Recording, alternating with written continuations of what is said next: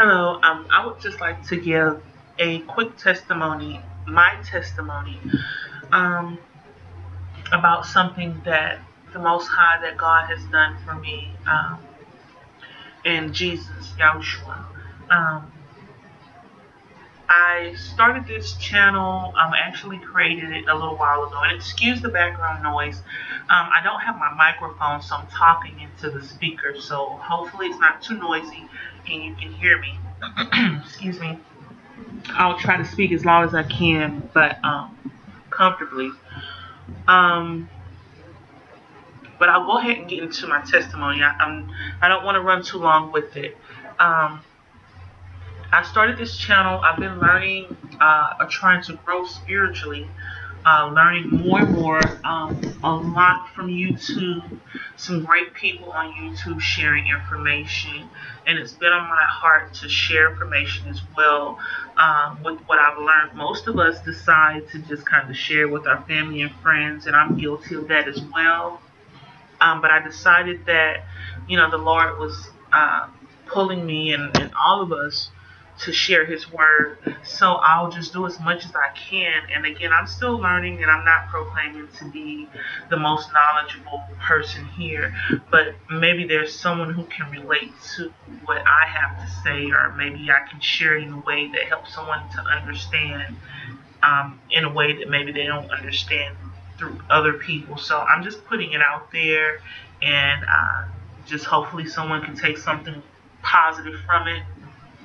Um, so I didn't really know where to start, and I kept thinking, okay, I have to prepare something, and it seemed a lot complicated. I guess than I really wanted it to be, and I didn't really know where to start. I feel like I didn't know enough. I need to keep studying. I need to get to the point to where I know a little more before I decide that I'm going to go out here and try to tell other people. At least this is the mindset that I had. Um, but it just came to me, I kept feeling the pull to go ahead and share God's word, because there's not a lot of time left for a lot of people, just in my family, or around, like significant others, excuse me, or um, just any kind of in-laws and things like that. Um, in my family, there have been maybe about 10 people, I would say, within the last 2 years. So I'm constantly hearing about a death. Most of which, I would say about 6 or 7, have been in one person's family. And then there are a lot of things going on in today's world that are going to be a great devastation to everyone, especially here in America. So there's just a lot going on. A lot of people sharing these things, whether you choose to believe or not. Um, some things I'm not proclaiming to know a lot about. I would more than likely share videos with you in later videos to links to other people who can better explain. Because again, I'm learning, but I said, well, I need to start somewhere, because I don't want to not do anything and sit around and wait and then have someone else's blood on my hands, because I'm not sharing the Lord's word, or at least to my knowledge what I learned. So excuse me if I don't sound like I know exactly what I'm talking about, and I'm not quoting scriptures. Um, I'm just learning just like you. So I'm starting with the testimony, because I could not think of any other way or better way to start. So this is just my testimony about um, something great that God has done in my life. And I'll try to keep it short. It's a very long story that I'll try to keep to maybe about 10, 15 minutes. And this one is about my daughter. She's 7 years old. Her name is Michaela. And so I had a hard time conceiving. Was on birth control for over 10 years. And, I went through my issues with conceiving. And I was about 27 years old when I started to really feel the urge to want to have a child, mostly because I knew I was getting older, and then I would hear the things about Down syndrome and being high risk when you would get into your mid to late 30s. And so I started to become concerned, and it started to become more of a desire for me. And then when I found that it was not easy for me to conceive, I actually started to get worried that I just could not become pregnant. And, maybe it had something to do with taking birth control for so long. I had no idea. I went to the doctor. They told me, basically that it wasn't anything I should be concerned about, and that, I should just take a little more time. And for me, it seemed like I didn't have a lot of time.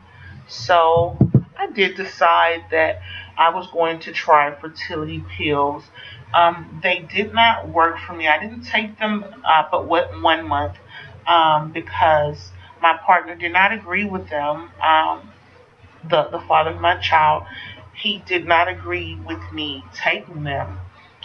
He told me we should let God bless us with a child if that was what it was to be. And he was right. So I did. I only had 2 months supply. I got rid of the second month. I had already taken 1 month. And about 2 months later, I did become pregnant.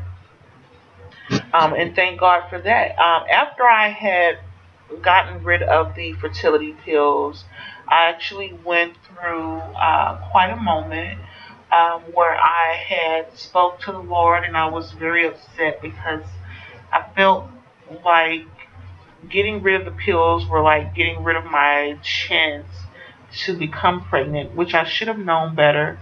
And the means by which I obtained the pills were ridiculous, and I won't even get into it to encourage anyone to ever do anything besides pray to God for your child. Um, if you are having a hard time conceiving. But whatever the case, I did say my prayer, and I spoke to the Lord, and I told him that this was something that I really wanted. And I did become pregnant within a couple of months, and I was not on any fertility. I never took them any time before or after the 1 week that I had taken them. And I was 1 day late on my cycle, and I knew that I was pregnant because I'm never late.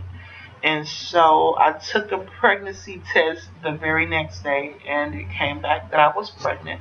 And I was scared to death, but overjoyed. And I had a fairly decent pregnancy. Um, the name kept coming to me, Michaela, over and over again for my daughter's name. Once I found out I was having a little girl. And I could not forget that name. And I remember thinking to myself, why can't I forget this name? I want to give her a different name that's not so, not everyone has that name. So I tried to think of something that was more meaningful and unique. But Michaela just echoed in my head throughout my whole pregnancy to the point to where I had to. I guess I was about 7 or 8 months. I decided to look it up and see what it meant. And the basic name of it, although there are some variations, it means gift from God. And so I knew that that was God's way of confirming for me that He had sent her to me as a gift. And I sowed a seed with the Lord that day when I prayed to Him and asked Him to send me her. And that I felt like I had been a good person, and that this is something that I had wanted. Um, and so I did receive my child. Greatest blessing of my life. Most beautiful little girl you could ever see. She is so unique in every way. She has her own look. She's so different from her father and I. She's very different. Um, and she's just a beautiful, sweet, forgiving little girl. Everyone loves her. Even when we were in the hospital, the photographer came and told us, I don't know what to really take of that, but it seemed positive at the time. She said every time I take a picture of her, it's blurred, and she's had a hard time getting a good picture of her. She says that she had spirits all around her, and that she was very blessed. I would like to think those were not spirits, more like angels, but the she showed us the pictures and they would have these blurs all around them, and then finally after a while she was able to get good shots. Um, but I totally know and believe that God did give her to me, and that the name that I kept hearing was for a reason, because God wanted me to know that this was a gift from Him, because I kept asking for it. Because I asked for it and I sowed a seed with God that day. And when I say that, I said to God, I am sowing a seed. And that's big, and I still don't know a lot about even what that means in the Bible, but I know that when you sow a seed, it's like you're trying to tell God, I'm ready to reap the harvest of my good deeds, and this is what I want. It's kind of like, I guess to me, like I used my miracle, and and I wanted it to be this way. Now, would I have rather?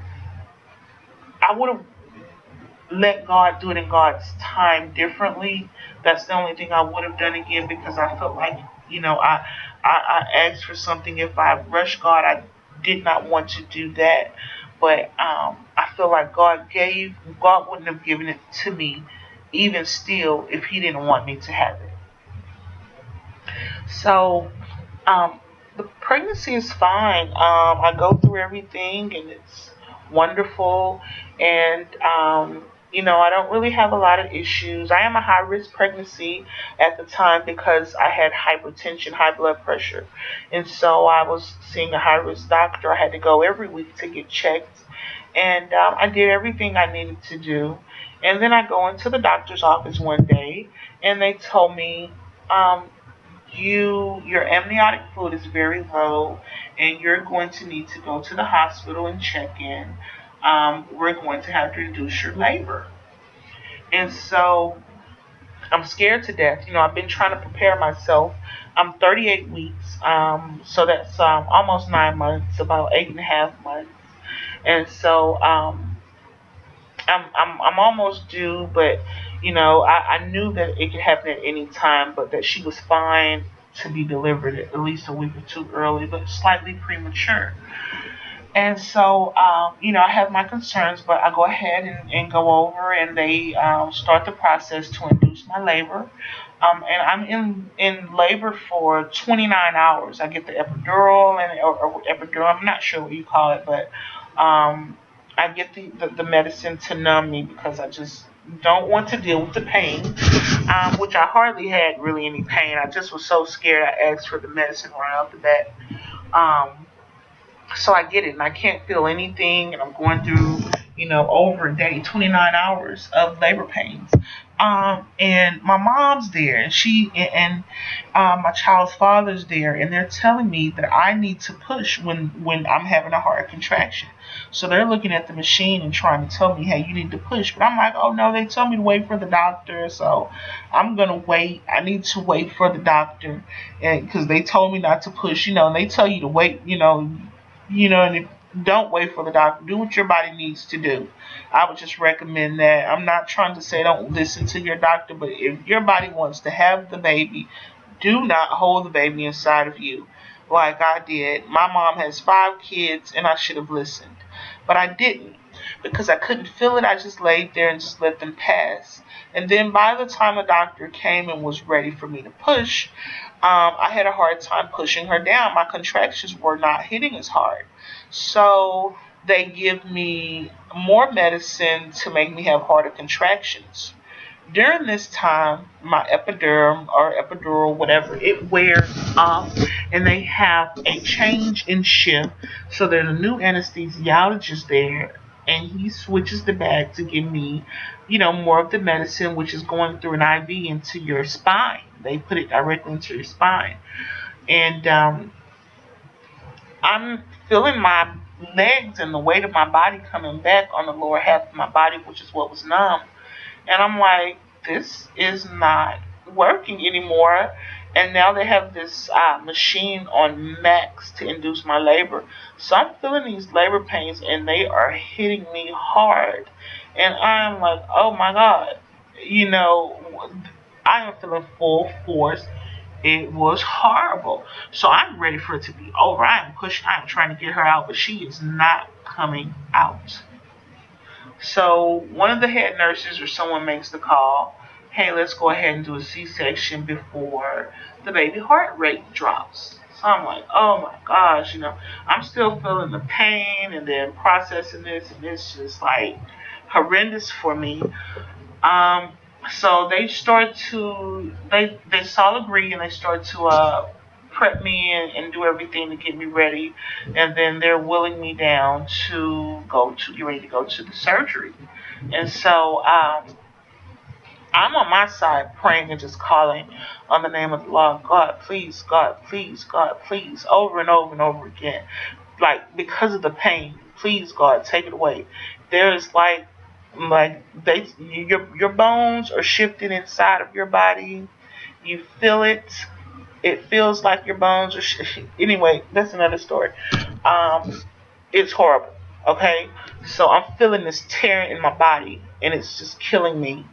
And I'm feeling like, oh my God, on top of this, I can feel it, which means they're going to take me in this operating room and they're going to cut me open and I'm going to feel all of it. So I go into the operating room and I just start praying to Jesus because I said, I know I'm not numb enough. I know I can feel my body coming back and I can feel my legs and things. I even helped slide myself over on the operating table and everything using my legs. And I'm just praying to God that they, like, please, I'm telling the guy, give me some more medicine. I can feel the cold going down my back, like, where he's administering or turning it up and giving me a little bit more. Um, because I know I'm going to be able to feel this. And because I could just feel these contractions not even a minute ago. So, needless to say, I just knew just they were in such a rush to get the baby out. I'm like, they're gonna cut me, and I'm gonna feel all of this, and this is horrific. They started cutting me before my child's father could even come in the room. He's still putting on the garment because, mind you, it's emergency C-section. So I'm just rushed in there. They give him this sterilized garment to put on. He's still putting that on. You have to wear foot gear and the whole nine. And so by the time he comes in, they're already cutting me. He's like, he can smell burning flesh. And so it's like, not to gross you guys out, but this is kind of how it was. Um, so I'm laying there. My voice is at a whisper. I can't hardly talk. I'm trying to tell the anesthesiologist, hey, give me some more medicine. And, in between praying, that Jesus, please don't let me feel it. If I have to go this way, I would hate to die and not be able to see my baby and not be able to raise my baby. I'm thinking all these things, and I'm just telling the Lord, like, if this is what it's going to be, please don't let me have to sit and suffer and pain through this. I don't want to feel it, Lord Jesus. Just let me make it through without feeling it. And this is what I'm praying to God. And so it's finally they finally get her out and they give her to her father. They clean her up and then they give her to her father so he can take her to the nursery. But before he leaves, he brings her to me and I see her and she is absolutely beautiful. I'm like, whose baby is that? Like, she looks like an angel. Like, she has dark gray eyes and her skin is so beautiful and I mean, yeah, but I'm like, this is obviously my baby. I'm just, but she's absolutely beautiful. And even people who would see pictures of her would ask me why she didn't look like scrunchy. I guess they would say because of the C-section, she didn't have that scrunched up baby look. I don't know, but even the nurses and the photographer, like, she is so beautiful. I mean, even till this day, people will tell her how beautiful her eyes are. I don't have special colored eyes. My eyes are dark brown. Her dad's eyes are dark brown. She had gray eyes that changed colors when she was about 3 months to a brown color, but it's not a brown that I've ever seen. It's not a hazel. I don't know what color. I don't know. It's a brown that's just her own. I've never seen the brown on another person, the color brown that her eyes are, but it's more like a hazel, but it has a darker. with. Anyway, let me not ramble on about that. She's very unique looking. I'll just say that. Um, yes, but she's very unique. So I see this beautiful baby and thinking, oh my God, I want to be able to raise her, and I don't want to die. And I know that God is touching me and keeping me while I'm feeling Him tugging and doing stuff to my body, and I just want it to be over. So He whisks her away and He leaves out, and I'm still there on the operating table, and they're sewing me back up and stuff, and I'm still so scared because I'm just like, thank you Jesus, because I'm not feeling this, So they put me back onto a bed for recovery off of the operating table, and they slide me over, and then the nurse has to push the air out of your stomach once you have a C-section because you've been opened up. They push down on your belly and they push the excess air out through the womb. Most of the time, you won't feel that because you are numb. However, when you have been covered by the Lord and He wants you to know that you've been covered, and everyone else who you tried to tell that you could still feel your body and you needed more anesthesia and they would not listen, for that moment, God lifted His hand while that woman pressed my stomach, and I felt every bit of that woman pressing into that raw open wound. And I'm not trying to gross you guys out, but that is what it was. It was horrendous. Excuse me, I make up words sometimes. My daughter tells me that it's not even something I pay attention to, but if I know the real word. I'm just telling you, I just do that anyway. Um, it was horrific. I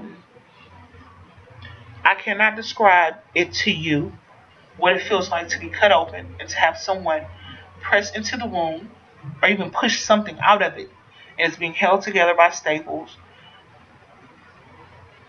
It was horrible. So she jumps like, oh my God. She stops immediately. Everyone stops. Why is she screaming? She should not feel this. But I could feel every bit of it. I don't even think she finished squeezing the air out. I think she just kind of went on and she did the one little push and she stopped. And they wheeled me over to recovery. And there was a nurse who was standing there and they hooked me up to the machines, which I hadn't been hooked up to any machines at this time except the epidural machine, which is the one that was giving me the medicine to numb me, which was not really giving me anything. That's all I was hooked up to. And so then they put me back on the blood pressure machine because, mind you, I'm high risk pregnancy because of my blood pressure. But I was on the blood pressure machine because it was emergency C-section, which means, they basically unhooked me from everything, took me down, on the hospital bed, slid me over operating table, and did their thing. So I'm in recovery, and the lady's standing there, and she hooks me up to the machine, and the machine is going off like every minute, so much so that it was like irritating me. Like, lady, just cut the machine off. She's standing there and she's just pushing the button, just pushing the button, just pushing the button. And that's all she's doing. I'm like, lady, you're just pushing the button, but she's turned the machine away from me so I can't see what it says. I have no idea. It could have said like 1,000. I have no idea. But they wouldn't let me see it. I didn't ask. I was freezing to death. And I just wanted blankets, so they just gave me blankets, and I'm surrounded with these blankets. And my mom comes to see me, and before she leaves, and then my child father, and everyone looks at me kind of like weird. Like, I could tell I probably didn't look the best. But I couldn't see myself. I'm just glad it's over. I'm extremely cold, and I'm thankful to God and wondering and wanting to see the baby. And in my mind, I'm feeling okay. Like, I'm okay. It's over. But obviously, all was not okay because they were standing there and would not leave my side. The one lady, and then she went and talked to the doctor on the phone and like whispered something where I could hardly hear. And I'm trying to listen. And it's like she's telling him something like it hasn't changed. So obviously, whatever condition that is not better. And I'm only hooked up to the blood pressure machine, so I can only imagine that my blood pressure was so ridiculously high. They probably thought I should have had a stroke or an aneurysm or something to that extent, and wondered, why it wasn't happening. And they gave me medicine, but I mean, she literally stood by my bed and pushed the button the whole time I'm in recovery, and I knew it was weird. Um, I don't know how long I was in recovery. I just know she talked to the doctor, and then she immediately walked back over to me, my bedside, and she continued to stand there and push the button every minute. She would not give me eye contact, and she really wouldn't look at me very much. And that was odd to me, too. It was kind of like a feeling of a person maybe feeling guilty that they maybe didn't do something completely right, or something. I don't know. Like they should have maybe hooked me up to the machine when I got. I don't really know. Maybe because I kept asking for anesthesia and they didn't listen. But there was a feeling of her being uncomfortable, and I was not uncomfortable. God was still had His hand on me. I was feeling okay. I was no longer scared of them cutting. I was out of the woods in my mind, so I guess I didn't understand the magnitude of it. I'm not sure how long I was there. All I know is that my child's father, he told me that he had called down there after he had left, and it took him about an hour to get home. And when he called down there, I was still in recovery, and they would not allow him to speak to me. So I obviously had been in recovery for longer than I felt that I was there. So after I get out of recovery, um, they everything is okay. They come and send someone into the room to ask me about anesthesia, and I'm like, I'm just glad it's over, so I just tell them it was fine, even though it was not. And I should have really told them, because I would hate for that to happen to someone else. But at the time, it was just one of those things where I was really happy to be done with it, and for it to have survived the whole ordeal. That I guess for the moment, when they asked, I just simply said that I was okay, and that I didn't, need them, but they sent someone else in the next day. I guess maybe when they felt like I was a little more, uh, everything had calmed down, and they asked me again, and I told them the same thing, but I kind of regret that, because I would hate for that to happen to someone else. I just wanted to just be over with. I'm like, God has saved me, and what are you going to do now except prepare yourself for maybe the possibility of a lawsuit if I decide to sue? So I looked at it like that and just kind of went on. But they didn't let me see my baby that night. They told me that I should rest, and my blood pressure was elevated, and I should take some time and relax, and they would take good care of her and bring her in the next day. So it was quite a night. Um, the next day she did, I did see her when they brought her in to me. And so everything goes from then on. It's just been wonderful and a blessing. And I have ups and downs in life like anyone else, but pretty much, everything else has been just, great for us. And she's healthy and she's happy, and I'm trying to live life to the best of my abilities. And I go through things like anyone else, like I said, but this was definitely one of those times, like every time, every day in my life, that God is there for me, that I really got to see God's power. And even though I know it and no one else would really know, um, this is my truth, and I know this is something that happened. And this is just one of many things that has happened that I decided that I wanted to share. One of the biggest miracles is the miracle of life. And I wanted to share my testimony on what happened and how God saved me, and how God, even when the doctors were messing up and they made mistakes, and there were things that could have been done differently. I know it and they know it, but it was not. In the end, all I had was God to call on, and He came and He saved me. Even asking for my baby, God granted my wish. Not only answering my prayer, God also showed me that He had answered my prayer by naming my child a name that represented that it was a gift from him, that this is a prayer that I answered for you.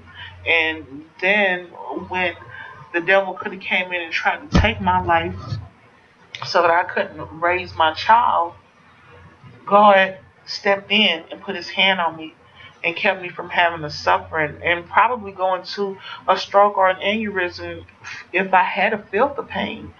Excuse me, if God had not put his hand on me and blocked me from feeling it, if I had felt the pain already having uncontrolled hypertension. So yeah, it was one of those situations where God came in and took control of the situation and saved me. And here it is, 7 years later. My daughter's healthy. We're both doing well. And I just want to share that with someone.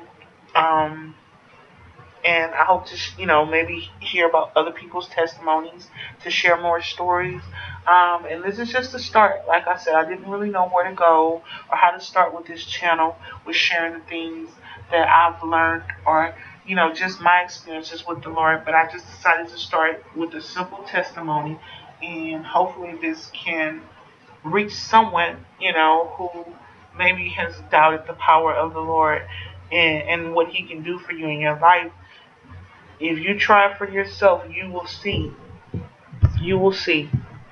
God bless, and I hope that everyone continues to pray. Pray for everyone in the world, even people who you think are your enemy, because there are bigger enemies out there trying to do far worse things sometimes, and we all need to come together and pray to the Lord that he saves us all from pretty much ourselves, or those who don't know the Lord, or who choose to worship other gods, and do other things, or just not even believe at all. So I wish y'all the best.